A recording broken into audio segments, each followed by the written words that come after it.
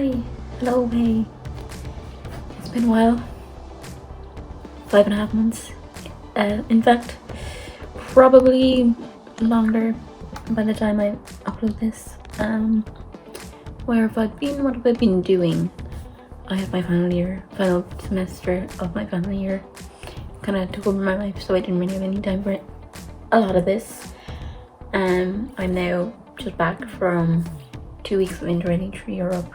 Went to Germany, Austria, Italy and France, and now I'm back in Ireland.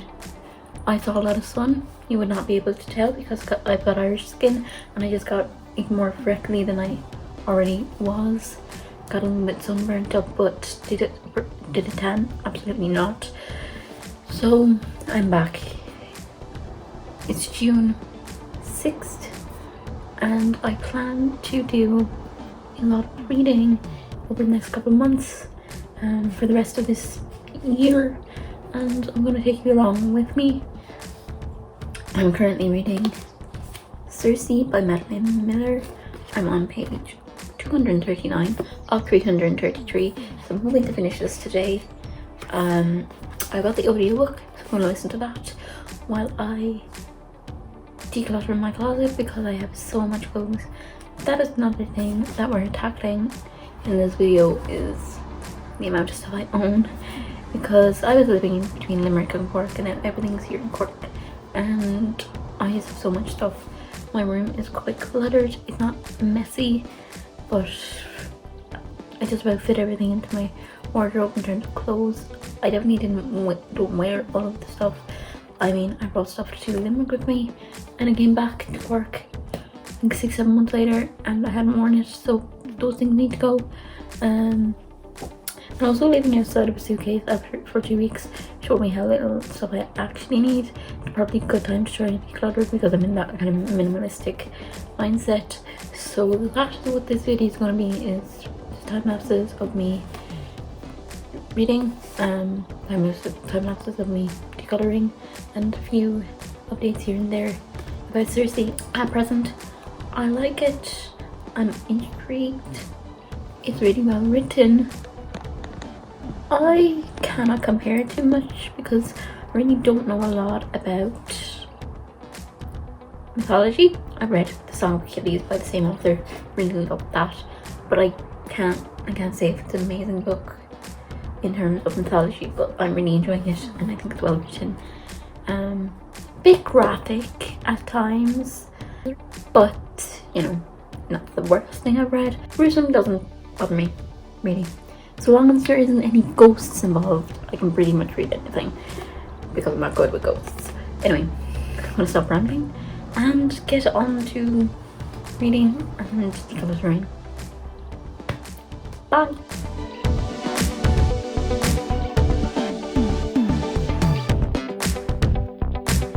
Okay, so I have done the declutter.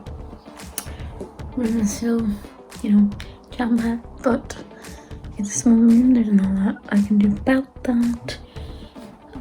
I've listened a bit more to Circe. I'm gonna sit down and read some now. I can tell that she's about to hit the fan, which is exciting.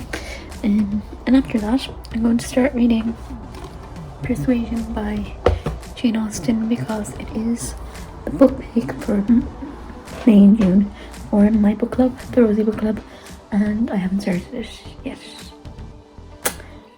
So I need to do that. I'm excited to read. I'm really excited to read.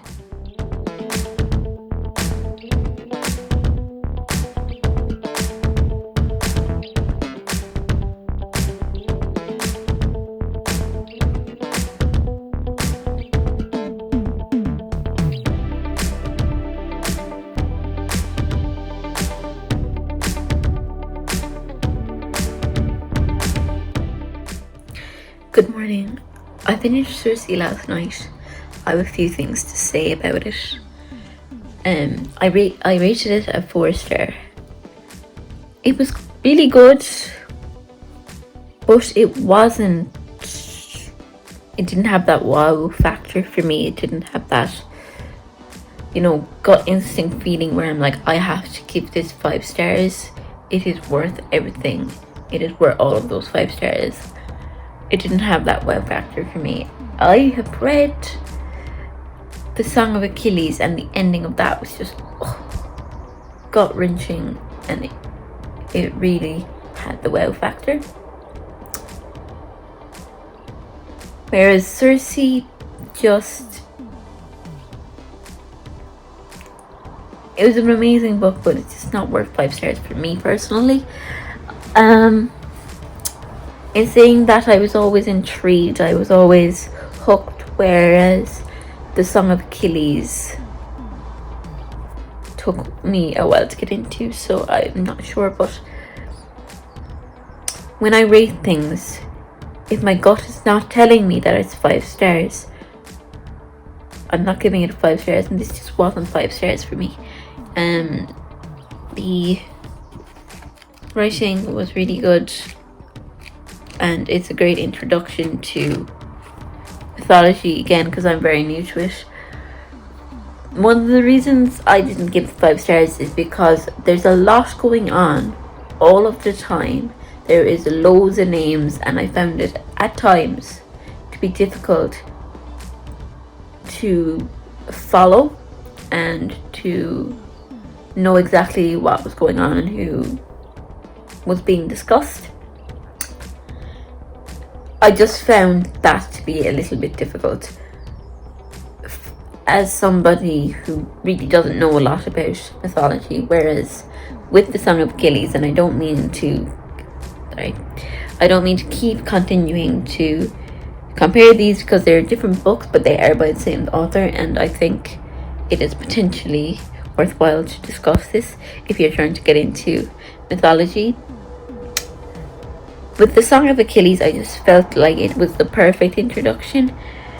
Nothing was too overly complicated, and it focused primarily on Achilles and Patroclus. Yes, there were other names mentioned, but I just felt like it was easier to follow for me.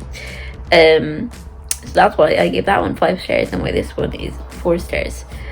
Maybe over time I will decide that no, this was actually a 5 star, and maybe when I reread it, given that I will be familiar with the story, it will be a 5 star. But for now, it is 4 stars. Really good, but just a little bit difficult to follow at times if you are not familiar with mythology.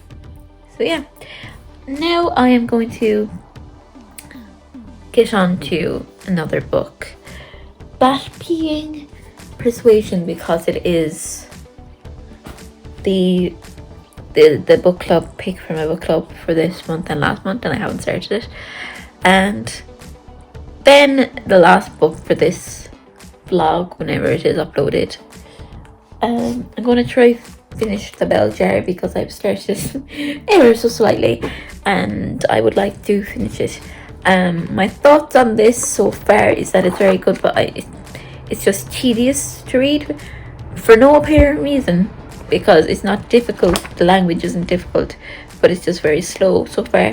So I think I might try and get an audio book for this to speed it up for me. There's all free audiobooks for this as well, so I'm going to read both of those. Hello, so I started reading Persuasion. I think I can get it finished today because it's actually quite short, about 200 pages or so. My edition is anyway. It would vary from edition to edition, I would think, but the font is pretty small. And I also have a free audiobook. There's a free audiobook for Persuasion on Apple Books. A lot of the classics do have free audiobooks available, if not on Apple, somewhere. Thoughts on it right now is that, like, it's fine, but I'm not overly interested in the story, because you read a couple Jane Austen books, or just a couple of classics in general, and then you're like, okay, this is kind of getting a bit formulaic, a bit repetitive. So that's how I'm feeling. Maybe I will change my mind, but I mean, for Jane Austen's anyway, I've read Pride and Prejudice, I've read Emma, and I have now started Persuasion. They're all generally about the same thing. Now, they do have some differences. I mean, like, Pride and Prejudice there's some really, unique and iconic quotes. It is also the blueprint for enemies to lovers. And then with Emma, you have an independently minded female character, which would, it is kind of significant for the time. And that is generally, it has just started raining. But that's kind of how I'm feeling. That is just like, it's Jane Austen novel, so it's only as interesting as it can be. It's not very interesting. Like, for the first couple of, like, I'm on chapter 3, and for the first 3 chapters, they've just been discussing, basically, like, the father is, they don't have enough money, so he's gonna have to, like, rent out his house, and they're just discussing that, basically. But it's so well written that, like, you don't mind reading it, but it's just not that interesting, if that makes sense. Like, it's not the most interesting thing I've ever read. That's kind of how classics go, and that is why I kind of feel that they're overrated. I've gone on tangents about that before, so I'm not going to do that again now, because we don't need that today. Okay, so here's the thing. I did not finish Persuasion last night. I actually have a good chunk to go, this much, but I think I can get it done today because I don't actually have any distractions. I have nowhere to be. I can just get into it. I'm on page 97 of 263 pages. That's not a lot. We can do it as today. This is my outfit. I'm wearing my earrings. I'm feeling cute. I'm here slicked back because I need to wash it, but that is not happening until this evening because I want to have a pamper night and start properly into the bell jar because I hope to be finished this by then. Okay, so that's the plan. I need to now go eat some food and we're gonna keep reading this. I don't know if I mentioned this, but I have an annotated copy. It was my mum's and I stole it. I don't even know if she still realized she had it, but I took it.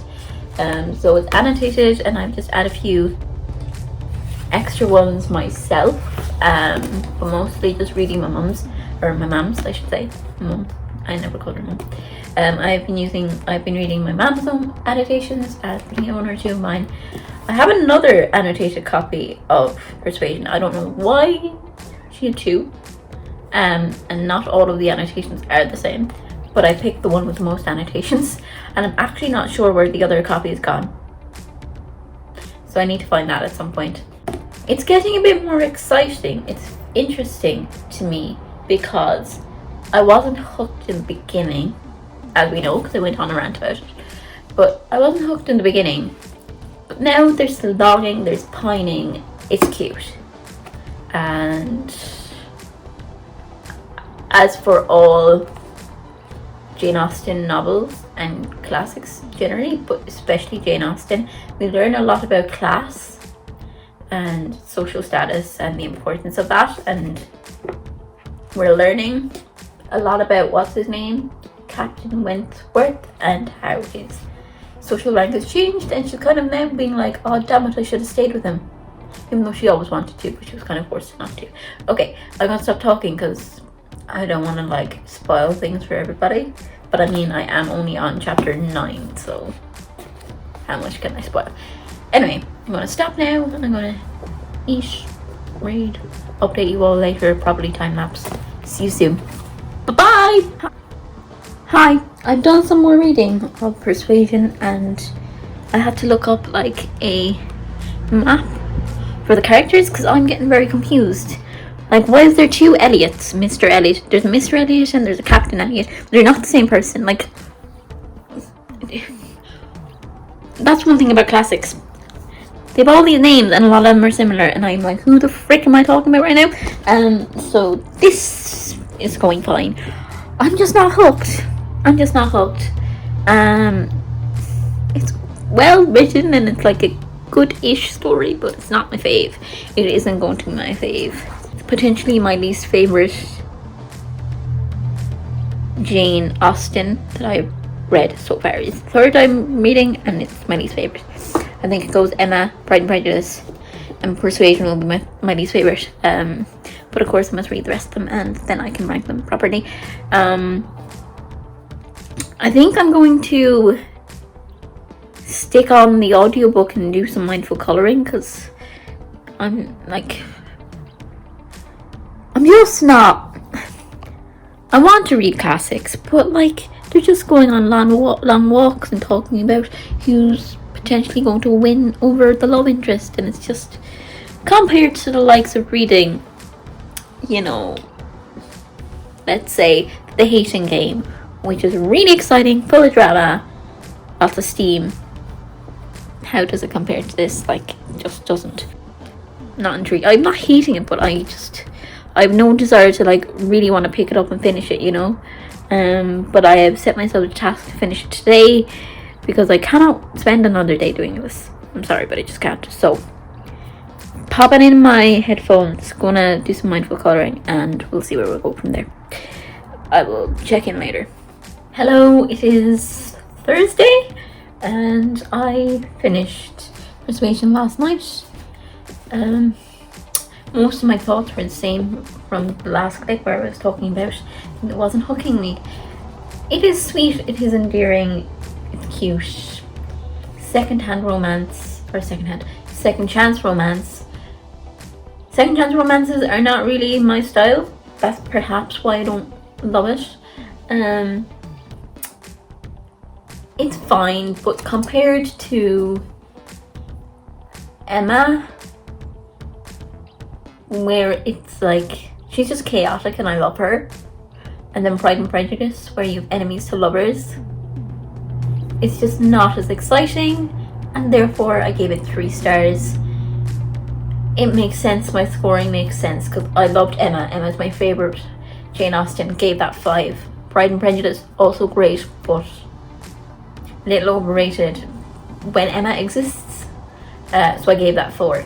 I'm giving this 3 because it's the one I prefer the least, but it's not bad, it's just forgettable. I will forget about this. Very well written, as all of Austen's works are. It was just fine though. I didn't hate it, didn't love it. Will forget about it. But it's another Austen off my reading bucket list, so I don't know what Austen I'm going to read next, whichever I find, because I don't own the rest of them. This was, as I said, my mum's copy. Now I'm off to write a review for this and post it. I really like this edition. This is the one I wanted, so I found it. Now I have only read 1, 2, 3, 4,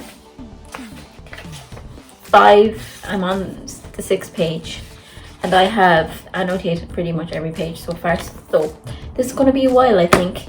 It'll take me a while, but we have Thursday, Friday, Saturday, Sunday. We're hoping to finish it this week. It's not very long. The font isn't too big. Like, it's only 234 pages. It's actually less pages than this. Sorry, than Persuasion, and Persuasion's font was small. So can we do this in a couple of days? I think so, I hope so, and I also have the audiobook to speed things up for me because that's how I read these days. And then we will be on to another set of books, but just dropped the book. We'll be on to another set of books, but I will keep that as a surprise for the next video because we will find out what I'm going to read then. I think that is all for now. I will see you all. I'm going to go write my review for Circe and time-lapse me reading Belger. I haven't done a lot of time lapses even though I said I would, but I am going to read in a different room. We have a different environment and I will hopefully film then. Okay, I'll talk to you soon.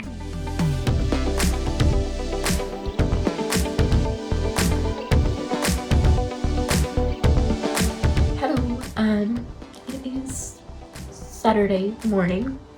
I finished the Belgier yesterday, and this will be concluding this video because I could start another book and get it finished by the end of the week, because I probably will get it finished tomorrow, but otherwise this video would be 50 years long, and I just, the editing of that is just no thank you. So I finished the Belgier. I gave it 5 stars. I thought its depiction of mental health was really good. The writing is very good. However, it needs to be said that Sylvia Plath is so casually racist at times. It's kind of like it's just thrown in there, and like it's so casually done that, you know, I can see how some people don't see it, but to me it's like blatantly obvious. But it's just, yeah, it's weird because I've never seen racism in this way before in literature, because she just uses, like, I don't want to say anything you say, but it's just, at times I was reading and I think that I was just like, that's racist. And now, in fairness, we have to remember that this was written, when was this actually published? Like in the 1950s or 60s? In 1963, so